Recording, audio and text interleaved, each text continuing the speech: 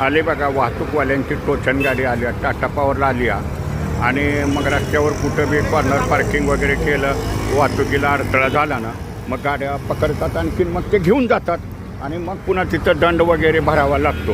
हे बघा ही टोचन गाडी तर बघा उचलली बघा, ही स्कूटर उचलली बघा, चौका टाटा पॉवरच्या झुंका भाकर केंद्राजवळ मध्ये कुठं बी गाड्या लावतात, कशा बी लावतात. तरी प्रत्येकानं आपापली वाहनं आहेत ना, वाहनं पार्किंग करताना योग्य ठिकाणीच करा, इतरत्र करू नका. नाहीतर मग ह्या ट्रॅफिकवाल्यांच्या गाड्या अशा फिरतच असतात, मग ते वाहन उचलून घेऊन जातात, तिकडे जमा करतात, मग तुम्हाला ती गाडी आणा सोडवा, त्याच्यासाठी पुन्हा दंड आणखीन जातो.